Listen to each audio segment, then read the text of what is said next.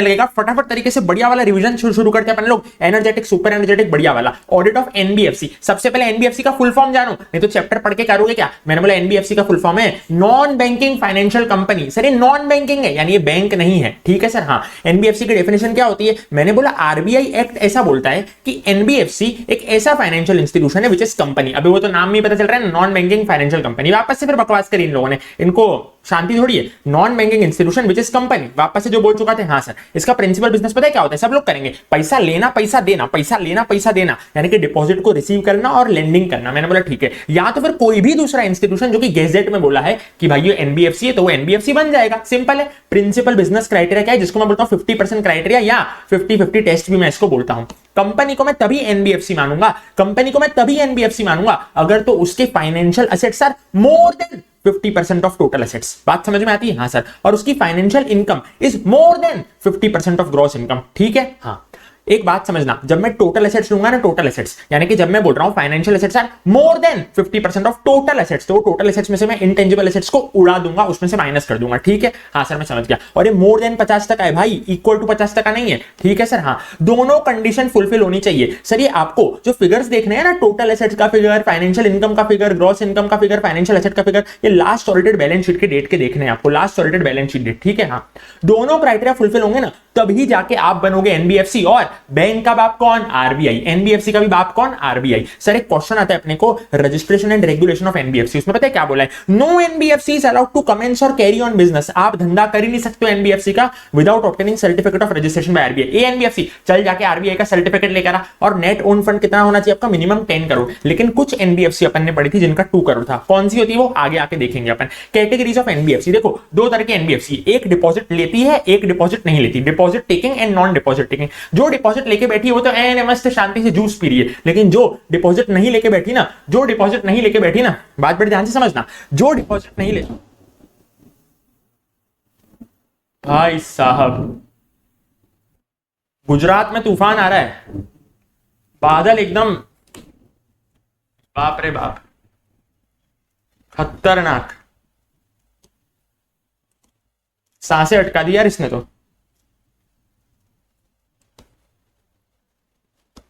Deposit and non deposit accepting NBFC. मैंने बोला देखो दो तरह की एनबीएफसी होती है, एक लेती है डिपॉजिट और एन मस्त जूस पी के बैठती है, दूसरी होती है नॉन डिपॉजिट एक्सेप्टिंग एनबीएफसी, ठीक है। नॉन डिपॉजिट जो नॉन डिपॉजिट एक्सेप्टिंग एनबीएफसी है ना, जो नॉन डिपॉजिट टेकिंग है, उसको साइज के हिसाब से मैं दो में बांटूंगा, साइज के हिसाब से, असेट साइज के हिसाब से। एक होती है सिस्टमिकली इंपॉर्टेंट, एक होती है नॉन सिस्टमिकली इंपॉर्टेंट। बात समझते हो, मैंने बोला हाँ सर बात समझते अच्छी तरीके से, सिस्टमिकली और नॉन सिस्टमिकली, ठीक है।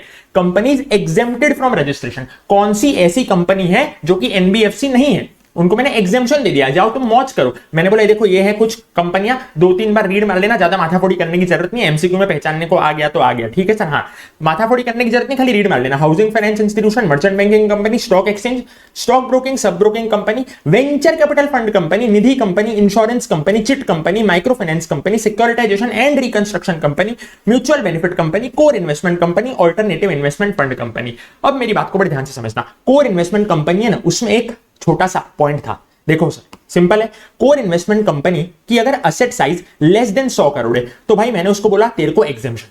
दूसरा, अगर तो उसकी asset size 100 crore and above है ना, लेकिन वो एक्सेप्ट नहीं कर रही पब्लिक फंड्स, तो मैंने बोला भाई तेरे को एग्जेम्पशन। बाकी सबको तो एनबीएफसी के रूप में रजिस्ट्रेशन लेना पड़ेगा, लेना पड़ेगा, लेना पड़ेगा। समझ रहे हो एग्जेम्पशन किसको दिया? हाँ सर, यानी कि अगर आपकी asset size 100 crore and above है और आप एक्सेप्ट कर रहे हो पब्लिक फंड्स, तो आपको रजिस्ट्रेशन लेना पड़ेगा, तो आपको कोई एग्जेम्पशन नहीं है। मैंने बोला ठीक है सर, ये तो बहुत ईजी पॉइंट था, एमसीक्यू में पहचानने को आएगा। यानी कोर इन्वेस्टमेंट कंपनी में सबको नहीं मिलेगा क्या एग्जेम्पशन, सबको नहीं मिलेगा। मैंने बोला उसमें कैटेगरीज है, तो ठीक है, ये कैटेगरी अपन ने देख लिया कि किसको एग्जेम्पशन मिलेगा और किसको एग्जेम्पशन नहीं मिलेगा। बैंक वर्सेस एनबीएफसी में क्या डिफरेंस था? 4 पॉइंट अपन ने पढ़ते हैं, no DD, no cheque, no DICGC, no priority, याद है? मैंने बोला हाँ, एनबीएफसी कभी भी डिमांड डिपॉजिट नहीं ले सकती है, लेकिन कोई थोड़ी थोड़ी लुच्ची लुच्ची जो एनबीएफसी होती है ना, वो टर्म डिपॉजिट्स को एक्सेप्ट कर लेती है। ये था नो डीडी। अगला होता है नो चेक, एनबीएफसी कभी भी पेमेंट एंड सेटलमेंट सिस्टम का पार्ट नहीं बनती और चेक्स इशू नहीं कर सकती है। ये हो गया नो चेक्स, ठीक है। नो डीआईसीजीसी, भाई जो एनबीएफसी के डिपॉजिटर्स होते हैं ना, उनको डीआईसीजीसी का फायदा नहीं मिलता है, यानी कि deposit insurance and credit guarantee corporation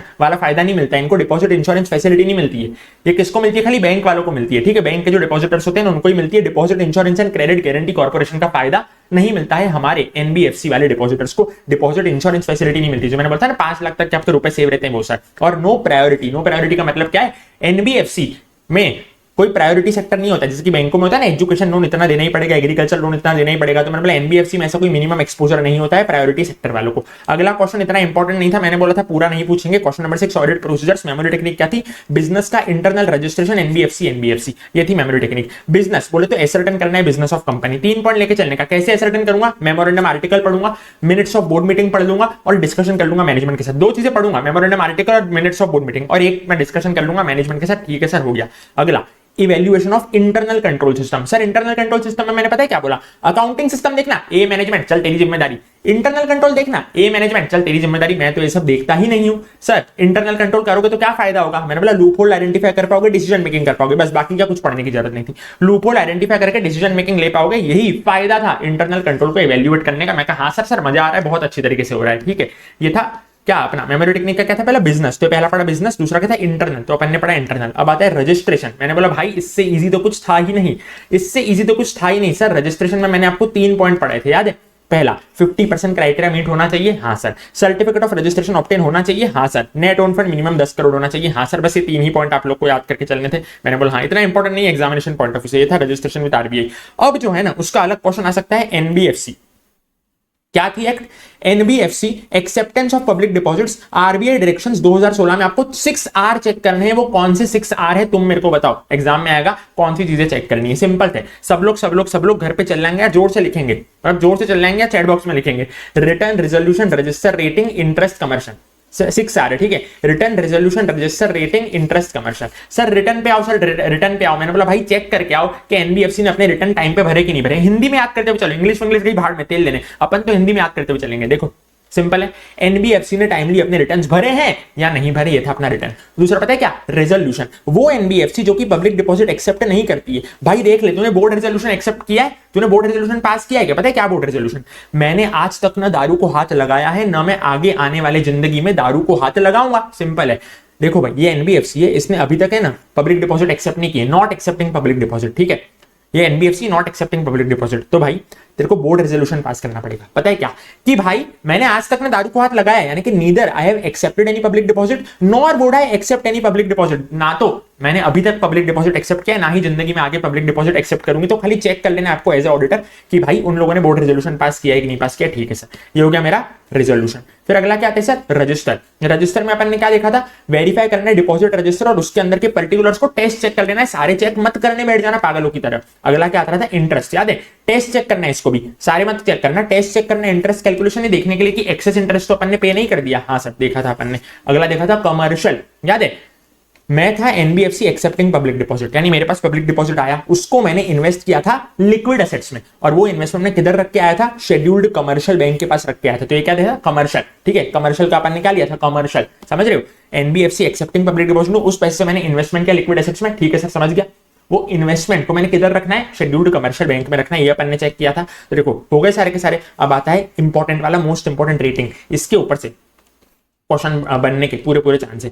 मेरे को ऑब्टेन करनी है क्रेडिट रेटिंग की कॉपी जो कि एनबीएफसी को असाइन हुई है, और चेक करना है कि मेरा पब्लिक डिपॉजिट क्रेडिट रेटिंग के हिसाब से है या नहीं है। Sir public deposit credit rating के हिसाब से कैसे होगा? अब एक कॉमन सेंस है, अपग्रेड अगर होगा क्रेडिट रेटिंग ऊपर बढ़ेगा तो पब्लिक डिपॉजिट भी ऊपर बढ़ेगा, वो भी इंक्रीज होगा। डाउनग्रेड अगर होगा क्रेडिट रेटिंग नीचे घटेगा तो पब्लिक डिपॉजिट भी नीचे घटेगा, और आपको इन्फॉर्म करना पड़ेगा ये चीज राइटिंग में आरबीआई को। इंपॉर्टेंट क्वेश्चन, अगर तो डाउनग्रेड हो गया बिलो मिनिमम ग्रेड, अरे भाई साहब यानी आपकी हालत खराब हो गई। हाँ सर, अब आपको क्या करना पड़ेगा? 4 चीजें करते हुए चलना। कम करना पड़ेगा, बंद करना पड़ेगा, मैच्योर करना पड़ेगा, रिपोर्ट करना पड़ेगा। Sir sir sir sir sir कम करना पड़ेगा, बंद करना पड़ेगा, मैच्योर करना पड़ेगा, रिपोर्ट करना पड़ेगा। कम करना पड़ेगा यानी कि आपको रेगुलराइज करनी पड़ेगी एक्सेस डिपॉजिट, वापस दो लोगों को उनका पैसा। रेगुलराइज करोगे एक्सेस डिपॉजिट, हाँ सर। बंद करना पड़ेगा यानी कि स्टॉप एक्सेप्टिंग फ्रेश डिपॉजिट, कोई देने आए ना उनको भगा देना, ना ना हमको चाहिए ही नहीं फ्रेश डिपॉजिट। और पुरानी वाली भी क्या करना? पुरानी वाली भी रिन्यू करना बंद कर देना। ठीक है, अब से किसी का रिन्यूअल नहीं होगा। स्टॉप एक्सेप्टिंग फ्रेश डिपॉजिट, कोई नया बंदा आए तो बना ना हमको चाहिए ही नहीं, बंद करना पड़ेगा, समझ रहे हो पॉइंट। स्टॉप कर लूंगा मैं accepting fresh deposit and renewing existing, ना तो कोई नई एक्सेप्ट करूंगा ना ही पुरानी वाली रिन्यू करूंगा, सबको बोलूंगा जाओ इधर से जाओ इधर से।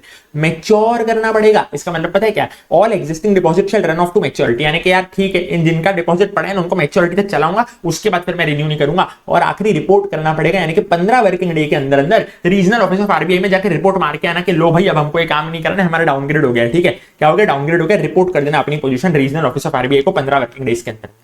No matured public deposit shall be renewed, आप रिन्यू नहीं करोगे without the express and voluntary consent of depositor, आप रिन्यू नहीं करोगे without express and voluntary consent of depositor. हाँ कोई पागल डिपॉजिटर है वो आएगा तो फिर उसका रिन्यू कर देना, बाकी नॉर्मली तो आप रिन्यू नहीं करोगे। ठीक है, हाँ sir, no matured public deposit shall be renewed, आप रिन्यू नहीं करोगे नहीं करोगे नहीं करोगे without express and voluntary consent of depositor. वो करता है तो ठीक है, मतलब वो करवाना चाहता है तो ठीक है, बात समझ में आती है। हाँ सर, एनबीएफसी प्रूडेंशियल नॉर्म्स था अगला वाला, मैंने बोला वापस से इतना इंपॉर्टेंट नहीं है। प्रूडेंशियल के 2 पॉइंट पढ़े थे और एनपीए का 2 पॉइंट पढ़े थे, एक्चुअल में प्रूडेंशियल का बस एक ही पॉइंट है, पता है क्या है, इधर प्रूडेंशियल का खाली एक पॉइंट लिख के आना, ऑडिटर को देखना है कि एनबीएफसी प्रूडेंशियल नॉर्म्स के साथ कंप्लाई कर रही है कि नहीं कर रही है, बस एक लाइन लिख के आओगे। हाँ सर, एक लाइन लिख के आऊंगा और लिख के आना बच्चों एनपीए के 2 पॉइंट। एनपीए के 2 पॉइंट पता है क्या थे, आसान थे। एनपीए के लिए मैंने क्या बोला था, हमेशा एनपीए की इनकम है ना कैश बेसिस पे, रियलाइजेशन बेसिस पे ही रिकॉर्ड होगी। Income from NPA has to be accounted on realisation basis only. तो ऑडिटर को चेक करना है कि कहीं ये इनकम मैंने एक्रूअल बेसिस पे तो रिकॉर्ड नहीं कर दी है, किसमें, पीएनएल में। Auditor has to check whether unrealised income has not been taken to PNL on accrual basis, देखना एक्रूअल बेसिस पे तो मैंने रिकॉर्ड नहीं कर दी है। ये हुई मेरी बात नंबर 1, ठीक है सर। और बात नंबर 2, मैंने बोला भाई कोई एनपीए प्रीवियस ईयर में एनपीए था ना, तो मेरे को चेक करना है क्या वो करंट ईयर में भी एनपीए, अगर करंट ईयर में एनपीए तो मेरे को कोई इशू नहीं है। लेकिन अगर वो करंट ईयर में एनपीए नहीं है, if not NPA in current year, देखना वो एनपीए से परफॉर्मिंग तो नहीं हो गया ना, वो नॉन परफॉर्मिंग से परफॉर्मिंग तो नहीं हो गया ना, बस इतना मेरे को चेक करना था। अगला आता है classification of fraud bye NBFC. Sir क्या कांड कर रहे हैं हमारे एनबीएफसी ने, क्या कांड करे हैं। मैंने बोला मिक्काबाजी, जुम्मे की रात में क्या करेगा fan, misappropriation and criminal breach of trust, simple है, misappropriation and criminal breach of trust. I for irregularities in foreign exchange transaction, C for cheating forgery, A for any other fraud, F for fraudulent encashment through forged instruments, manipulation of books of accounts, U for unauthorized credit facilities extended for reward, और N for negligence and cash shortages, नीका करेगा fund. ठीक है, हाँ sir समझ गए हम लोग। अब बात को बड़े ध्यान से समझना, इन सारे में है ना मेरे को इंटेंशन नहीं देखना होता है, no need to prove intention, यानी कि मेरे को एनबीएफसी का इंटेंशन नहीं देखना है, कि एनबीएफसी की मंशा मेरे को नहीं देखनी है कि एनबीएफसी का जो इंटेंशन है वो चीट करने वाला है या चीट करने वाला नहीं है। लेकिन पॉइंट नंबर 2 और 7 में, सर पॉइंट नंबर 2 7 कौन से है भाई, मैंने बोला अबे इरेगुलरिटी इन फॉरेक्स ट्रांजैक्शन और नेग्लिजेंस इन कैश शॉर्टेज, इसमें मैं देखूंगा अबे एनबीएफसी तेरा क्या इंटेंशन है, बाकी में मेरे को इंटेंशन से कोई लेना देना नहीं है। मैं ऑडिटर हूं, मेरे को लगेगा फ्रॉड तो भाई फ्रॉड, लेकिन 2 में तो मेरे को देखना पड़ेगा उन लोगों का इंटेंशन, यानी उसको मैं फ्रॉड तभी बोलूंगा अगर उन लोगों का इंटेंशन खराब है। तो किनका, एनबीएफसी का इंटेंशन अगर सस्पेक्टेड या प्रूव्ड है, ठीक है, जरूरी नहीं है प्रूव्ड हो, सस्पेक्टेड हुआ तो भी मैं उसको फ्रॉड बनाऊंगा।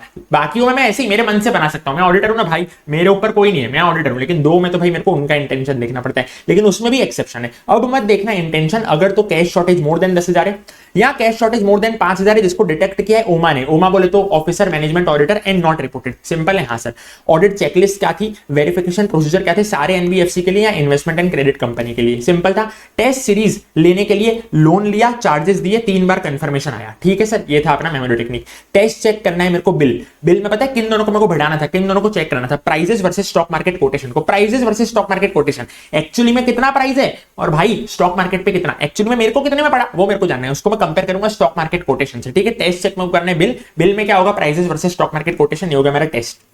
अगला टेस्ट सीरीज लेने के लिए लोन लिया, मेरे को देखना है, देखो खुद की सिक्योरिटी है ना, मेरे पास खुद की सिक्योरिटी है तो मैं उस पर लोन ले सकता हूं कभी भी, वो सिक्योरिटी को गिरवी रख के, लेकिन कभी भी लोन दे नहीं सकता हूं, बस मेरे को वही देखना है। Verify whether NBFC is not advance any loan against security of its own shares, क्या आपने खुद की सिक्योरिटी पे लोन दे तो नहीं दिया, एडवांस तो नहीं कर दिया, बस मेरे को वो देखना है। ठीक है, हाँ सर, तो टेस्ट सीरीज के लिए लोन लिया। अगला क्या था, चार्जेस दिए। अब भाई साहब ये तो बहुत ईजी था, पता है क्या था, वेरीफाई करना है चार्जेस, अबे भले वो चार्जेस रिसीव हो या पेड हो, in respect of securities lend और बोरोड, यानी भले वो मैंने सिक्योरिटीज ली हो या दी हो, समझ रहे हो, भले वो सिक्योरिटीज को मैंने लैंड किया हो, बोरो किया हो, उस पे चार्जेस भले रिसीव किया हो, पे किया हो, बस चार्जेस मेरे को चेक करने, रिसीव्ड पेड कोई सब भाड़ में जाए, मेरे को खाली चार्जेस का अमाउंट चेक करना है, भले वो रिसीवल वाला हो या पेड वाला हो, सिंपल है। हाँ सर, 3 टाइम्स कंफर्मेशन आया, यानी कि क्या है, 3 तरह के कंफर्मेशन होते हैं, तो बहुत इजी था। देखो पहले आपको बैलेंस कंफर्मेशन लेना है कंसर्न्ड पार्टी से, जो भी होगी, फिर आपको लेना है अप्रूव्ड इंटरमीडियरी से, अगर तो आप सिक्योरिटीज का लेंडिंग या बोरोइंग कर रहे हो इंटरमीडियरी के द्वारा, और बाद में आपको लेना है डिपॉजिटरी से। ठीक है,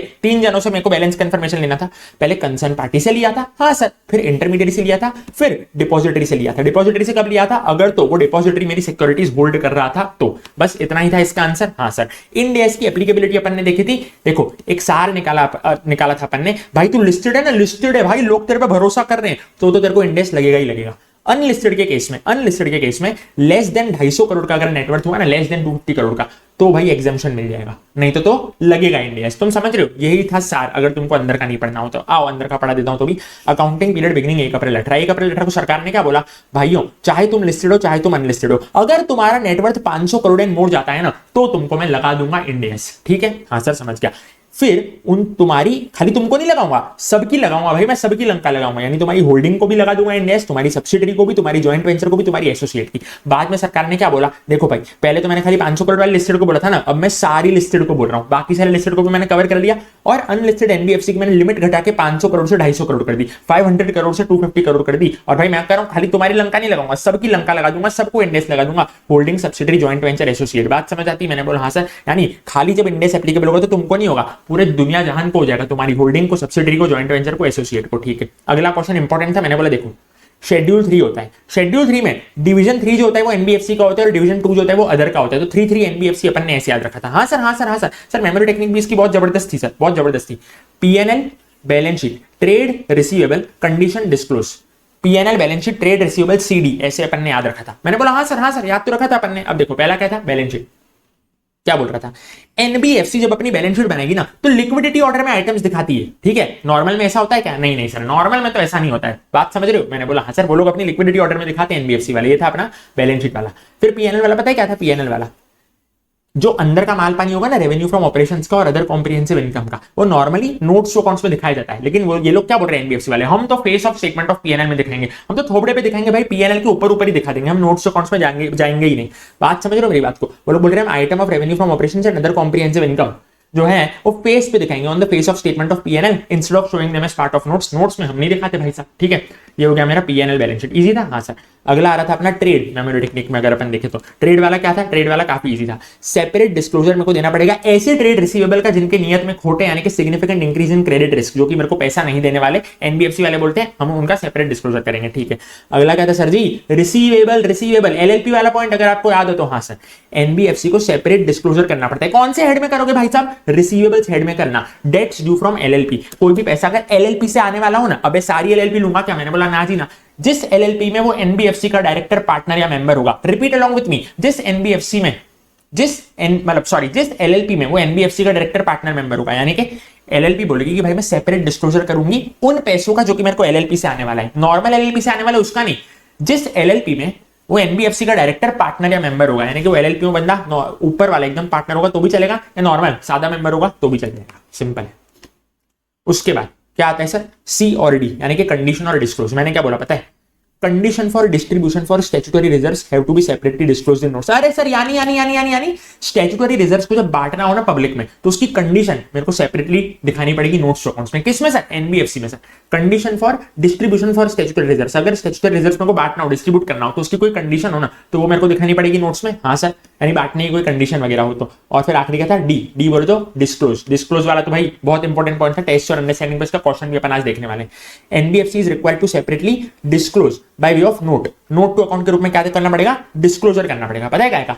कोई भी अदर इनकम का आइटम है या अदर एक्सपेंडिचर का आइटम है in excess of 1% of total income, यानी क्या करूंगा मैं? एनबीएफसी की टोटल इनकम निकाली, हाँ सर, उसका 1% निकाला, हाँ सर, उसके ऊपर अगर कोई इनकम एक्सपेंडिचर का आइटम है ना तो उसका मेरे को सेपरेट डिस्क्लोजर करना पड़ेगा, इनकम का भी एक्सपेंडिचर का भी। ठीक है, दोनों का। ठीक है, इसमें दोनों आएंगे, इनकम भी देखना है, एक्सपेंडिचर भी देखना है, उसको कंपेयर करना है 1% ऑफ टोटल इनकम से। अगर उससे ज्यादा हुआ ना तो भाई डिस्क्लोज करना पड़ेगा। लेकिन जो नॉर्मल फाइनेंशियल होती है डिवीजन 2 की, उसमें मैं क्या बोल रहा हूं ना भाई, तुम डिस्क्लोज करना किसी भी आइटम ऑफ इनकम एक्सपेंडिचर को अगर वो एक्सीड कर रही है 1% ऑफ रेवेन्यू फ्रॉम ऑपरेशंस और 10 लाख रुपए विचएवर इज हायर, जिस पे कल अपन ने एग्जांपल्स लेके माथाफोड़ी भी करी थी। हाँ सर, याद आता है मेरे को। अगला आता है इंपॉर्टेंट वेरी इंपॉर्टेंट क्वेश्चन में बोलेगा या तो एडिशनल रिपोर्ट या तो बोलेगा रिपोर्ट देनी है मेरे को बोर्ड ऑफ डायरेक्टर्स को। ठीक है, हाँ सर, क्वेश्चन में बोलेगा ऐसा एडिशनल रिपोर्ट या बोर्ड ऑफ डायरेक्टर्स। मैंने बोला देखो फॉर ऑल एनबीएफसी क्या देखना है ना मेरे को, ऑल एनबीएफसी के लिए वो 3 पॉइंट देखते हुए चलना, जो भी अपन ने देखे थे ना सर। कौन से सर? 50% क्राइटेरिया मीट हो रहा है कि नहीं, सर्टिफिकेट ऑफ रजिस्ट्रेशन ऑब्टेन कर रहे हो कि नहीं, और नेट ओन फंड 10 करोड़ का होना चाहिए। उसके साथ एक और पॉइंट जो कि एमसीक्यू में ये लोग पूछते हैं, भाई तुमने सर्टिफिकेट ऑफ रजिस्ट्रेशन तो ऑब्टेन कर लिया, वो तो चलो ठीक है, लेकिन क्या तुम अभी भी उसको होल्ड करने के लायक हो या होल्ड करने के लायक नहीं हो, entitle to continue to hold such certificate. ठीक है सर, हाँ सर मैं समझ गया। और सर ये 50% क्राइटेरिया जो मेरे को देखना होता है, या नेट ओन फंड का क्राइटेरिया मेरे को देखना होता है, वो 31 मार्च पे देखना होता है, बैलेंस शीट डेट पे देखना होता है। अगला आता है for NBFC accepting public deposit, उसके लिए मेरे को क्या देखना है? मैंने बोला भाई बहुत सिंपल था, आर 4 देखने मेरे को, 2 तो रिटर्न थे और 2 तो वायलेशन थे। 4 देखूंगा, 4 2 तो रिटर्न थे, 2 तो वायलेशन थे। बहुत ईजी था सर, बहुत ज्यादा ईजी था सर, बहुत ज्यादा ईजी था। आपको मॉड्यूल में इसके 12-13 पॉइंट मिलेंगे, अपन ने खाली ये 4 पॉइंट से खत्म कर दिया था। पता है क्या? 2 रिटर्न, यानी क्या कंपनी ने अपने बाप को दिए हैं क्या? बाप को बोले तो अपनी आरबीआई को। क्या एनबीएफसी ने अपने बाप को दिए क्या? आरबीआई को दिए क्या? Quarterly returns on prudential norms पहला, और रिटर्न ऑन डिपॉजिट दूसरा। Quarterly return on prudential norms और रिटर्न ऑन डिपॉजिट। पता है कौन से एक्ट के तहत? NBFC returns RBI directions 2016, NBFC returns RBI directions 2016। मैंने बोला अबे कोई भी एक्ट मारो ना, ये आरबीआई डायरेक्शंस 2016 तो एंड में कॉमन ही था, याद आता है तुमको? मैंने बोला हाँ सर।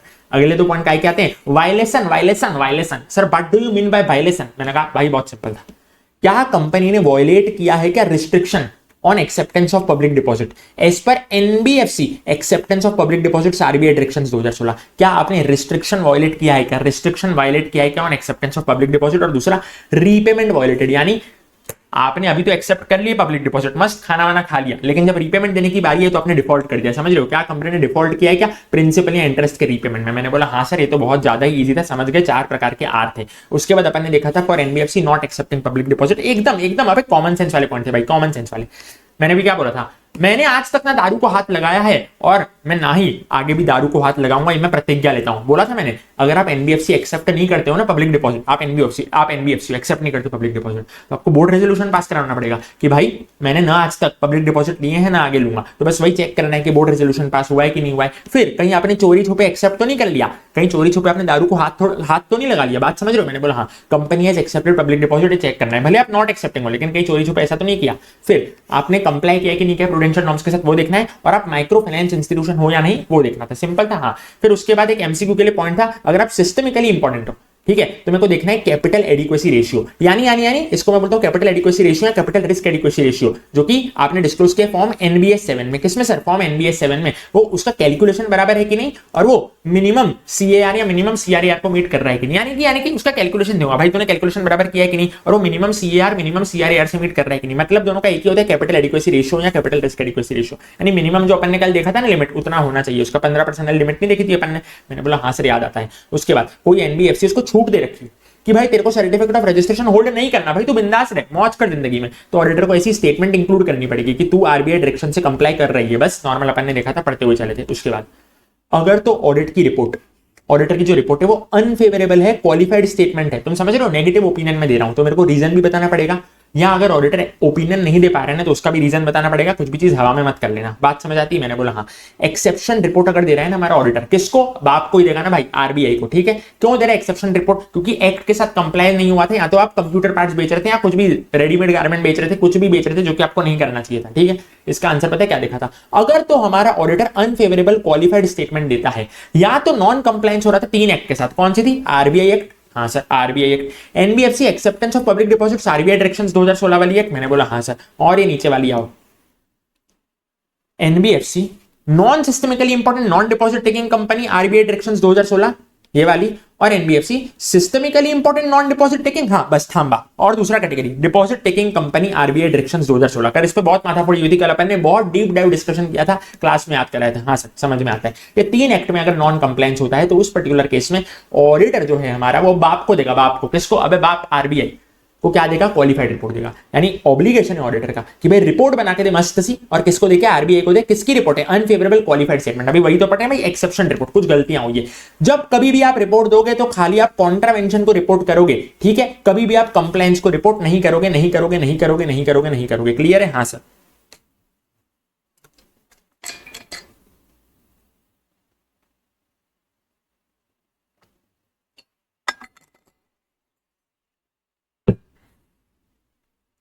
प्रूडेंशियल नॉर्म्स से पहले मैं आता हूं स्केल बेस्ड रेगुलेशन के क्लासिफिकेशन पे।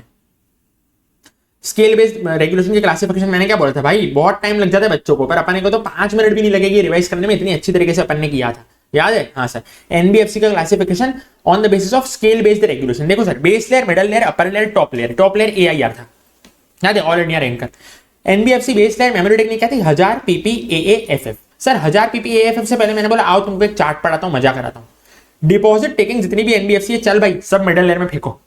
नॉन डिपॉजिट टेकिंग है, मैंने बोला असेट साइज देखो, बिलो 1000 करोड़ है तो उसको बेस लेयर में डालो क्योंकि बीबी बिलो और बेस, और 1000 करोड़ एंड मोर है तो उसको मिडल लेयर में डालो क्योंकि एमएम मोर और मिडल लेयर। ठीक है, इतना समझ में आ गया? हाँ। अब देखो बेस लेयर में जाती है पीपीएएफएफ। सर ये पीपीएएफएफ क्या है? मैंने बोला PL to PL lending platform वाली, इसमें डाल दूंगा। हाँ सर। अकाउंट एग्रीगेटर इसमें डाल दूंगा। हाँ sir. Non operative financial holding company इसमें डाल दूंगा, और NBFC not availing public funds and not having customer interface इसमें डाल दूंगा। अब पता भी अपन ने ऊपर पढ़ा कि नेट ओन फंड की रिक्वायरमेंट कितनी नॉर्मल एनबीएफसी के लिए, नॉर्मल वाली जो एनबीएफसी थी कितनी थी नेट ओन फंड? मैंने बोला 10 करोड़। 10 करोड़, लेकिन कुछ एनबीएफसी ऐसी थी जिनको मैंने बोला था 2 करोड़ ही ले लो तो चलेगा। कौन सी थी पता है वो? अबे वो बेस लेयर की 3 थी। कौन सी? Peer to peer, account aggregator और एनबीएफसी, जो कि ना तो पैसे ले रही है पब्लिक से, पब्लिक फंड्स भी एक्सेप्ट नहीं कर रही और कस्टमर इंटरफेस भी नहीं है उनके पास, यानी कस्टमर से डायरेक्ट इंटरेक्शन भी नहीं कर रही, कस्टमर से कुछ लेना देना ही नहीं उनका। इन तीनों के लिए 2 करोड़ का क्या है? नेट ओन फंड का रिक्वायरमेंट है। ठीक है, इसको नहीं लगेगा, इसको नहीं, ये वाली जो non operative financial holding company है इसको तो साला 10 करोड़ ही करना पड़ेगा। बात समझते हो? मैंने बोला हाँ सर बात समझते हैं। ये 3 प्रकार के जिनको क्या करना पड़ेगा? 2 करोड़ का होगा इनका नेट ओन फंड।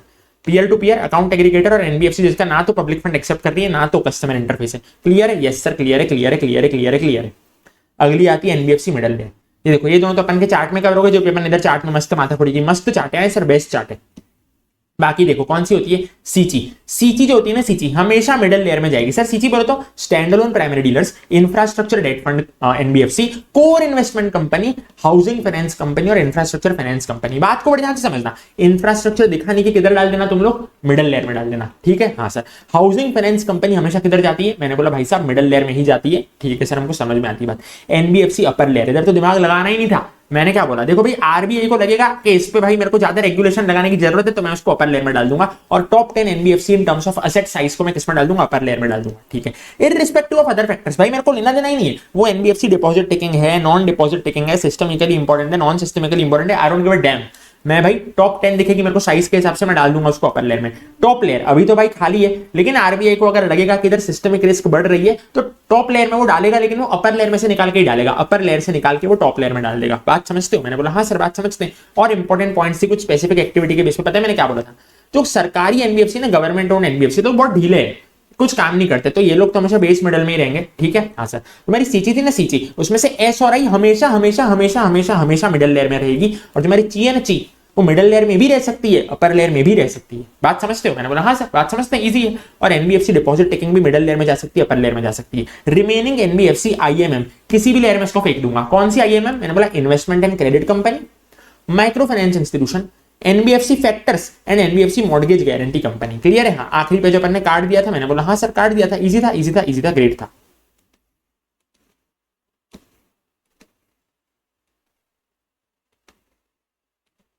उसके बाद अपन ने देखे थे टाइप्स ऑफ एनबीएफसी इस काइंड ऑफ एक्टिविटीज के हिसाब से। लेकिन भाई मैंने क्या बोला था? 2 बार इसको पढ़ते हुए चलना, ज्यादा माथाफोड़ी मत करना। अभी जो अपन देख के आया ना स्केल बेस्ड रेगुलेशन में, वही सारी है, एक बार खाली नाम पढ़ते हुए चलना। कारो 2020 की रिपोर्टिंग अपन ने देखी थी। मेरे को रिपोर्ट करना है whether company is required to be registered under section 45 IA of RBI act 1934।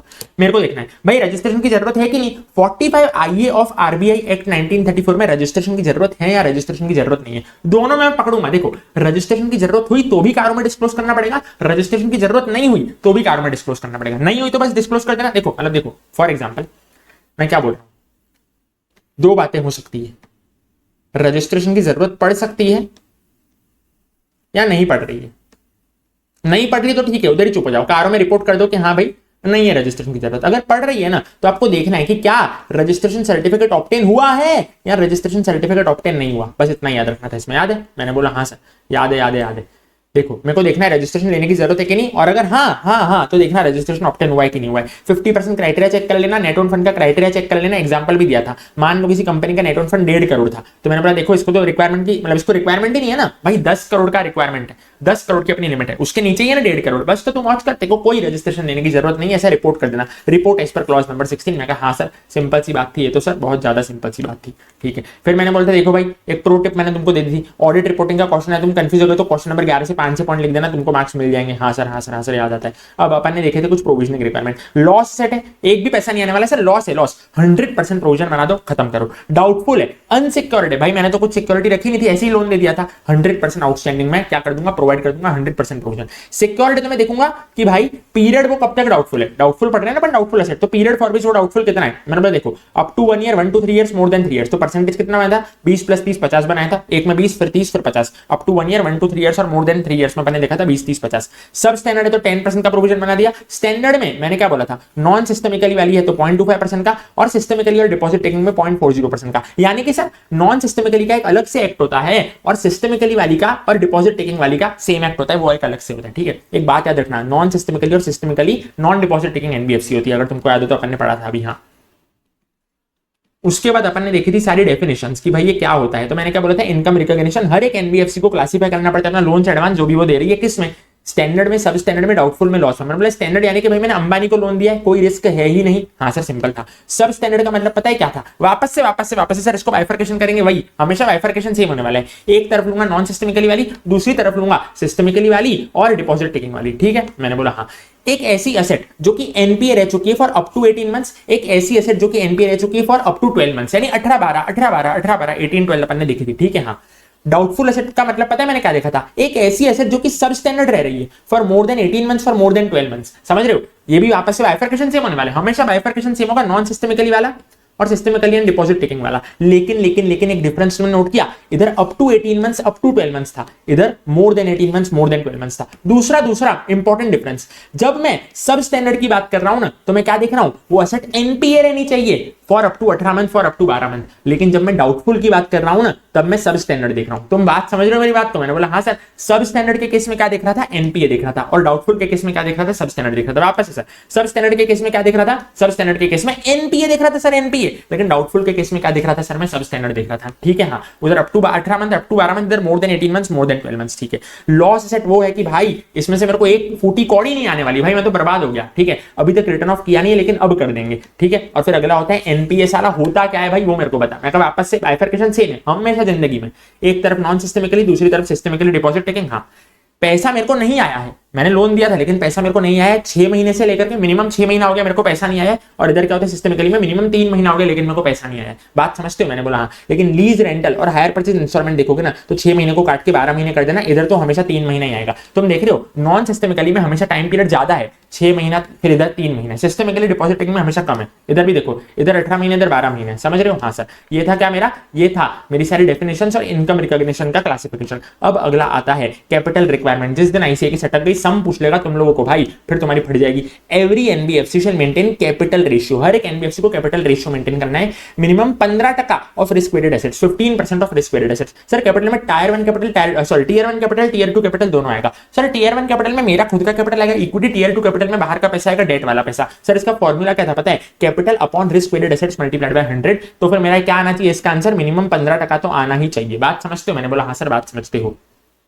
लेकिन टियर 1 कैपिटल खाली जब मैं बात करूं ना तो कम से कम उसका तो 10% मिनिमम आना चाहिए, यानी कि ये कैपिटल जो है ना नॉर्मल जो मैंने न्यूमरेटर में लिया उसमें मैं टियर 1 भी ले रहा हूं टियर 2 भी ले रहा हूं, लेकिन उसमें से अगर मान लो मैं टियर 2 को हटा देता हूं खाली टियर 1 लेता हूं ना तो उसका आंसर मिनिमम 10% आना ही चाहिए। ठीक है सर बात समझ रहे हो, मैंने बोला हाँ। और अगर तो मैं लोन दे रहा हूं अगेंस्ट गोल्ड ज्वेलरी, ठीक है, मैं लोन दे रहा हूं और सामने गोल्ड ज्वेलरी ले रहा हूं तो मेरा टियर 1 कैपिटल कितना आना चाहिए, मिनिमम 12%, यानी कि फिर मैं ये फॉर्मूला में खाली टियर 1 कैपिटल को डालूंगा न्यूमरेटर में तो मिनिमम 12% मेरा आना चाहिए। ठीक है सर मैं बात समझ गया। इसको मैं बोलता हूं कैपिटल रेशियो या कैपिटल एडिक्वेसी रेशियो या फिर कैपिटल रिस्क एडिक्वेसी रेशियो। ठीक है सर ये तो न्यूमरेटर की बात हो गई कि टियर 1 कैपिटल मेरा पैसा की टियर 2 कैपिटल बाहर का पैसा, समझ गए। गोल्ड ज्वेलरी से लिया तो टियर 1 कैपिटल मिनिमम 12% आना चाहिए। अबे डिनोमिनेटर क्या होता है वो भी तो समझाओ सर। रिस्क वेटेड एसेट्स होती क्या है, मैंने बोला देखो सिंपल है, कैश बैंक तो 1 लाख का कैश बैंक है, मतलब 1 लाख का मेरे पास बैंक बैलेंस पड़ा हुआ है इंटू 0%, ये क्या है ना वो रिस्क वेट है, इज इक्वल टू क्या आ जाएगा 0। फर्नीचर है 1 लाख का into 100% is equal to 1 lakh. तो सर एक याद करना पड़ेगा क्या, मैंने बोला मॉड्यूल में से अपन ने 2 बार रीड मार लिए थे सर रिस्क वेट। हाँ सर रिस्क वेट अपन ने परसेंटेज सारे मॉड्यूल में से 2 बार रीड मारे थे।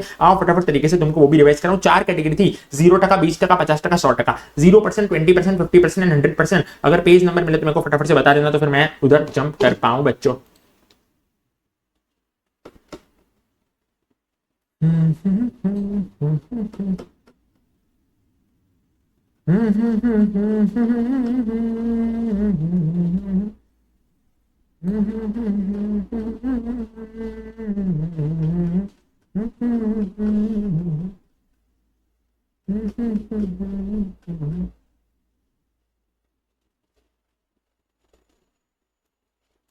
14.88।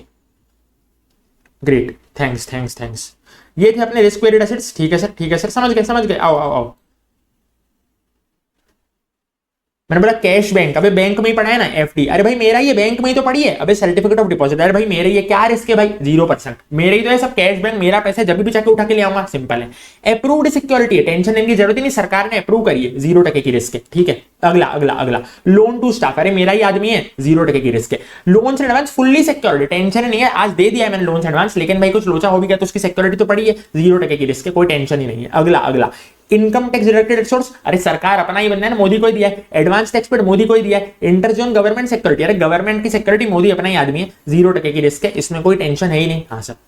Fund based claim on the central government, central government Modi अपना ही आदमी है, 0%, कोई रिस्क नहीं है। स्टेट गवर्नमेंट सिक्योरिटी, अरे भाई अपनी राज्य सरकार है, अपनी स्टेट की सरकार है ना, कोई टेंशन नहीं है भाई, 0%। सरकार आ गया यानी क्या, 0%, कोई रिस्क नहीं है। Central government guaranteed claim 0%। ये थे क्या अपने 0% वाले सारे। ठीक है, उसके बाद 20% वाले दो आते हैं, 20% वाले दो आते हैं। Bonds of public sector bank, भाई पब्लिक सेक्टर बैंक कल को बीओबी उठ के भाग गया तो, स्टेट बैंक ऑफ इंडिया उठ के भाग गई तो, मैंने बोला भाई 20% का रिस्क तो रखो भाई, कोई भरोसा नहीं, आजकल तो कोई भी उठ के भाग रहा है। पंजाब नेशनल बैंक वालों का, येस बैंक वालों का कैसा लोचा हो गया, तो मैंने बोला हाँ सर 20% की रिस्क रखना। फिर 20% क्या था, मतलब स्टेट गवर्नमेंट गारंटीड क्लेम्स, मैंने बोला भाई साहब सेंट्रल गवर्नमेंट दिखे तो उसको 0% में डाल देना, लेकिन स्टेट गवर्नमेंट के दिखे ना, हाँ सर, चाहे वो डिफॉल्ट में हो या वो डिफॉल्ट में ना हो, अप टू 90 दिन के लिए। मैंने क्या बोला, नॉट मोर देन 90 दिन, 90 दिन से ऊपर नहीं, 90 डेज से ऊपर नहीं, नॉट मोर देन 90 डेज, तो उसको 20% में डाल देना।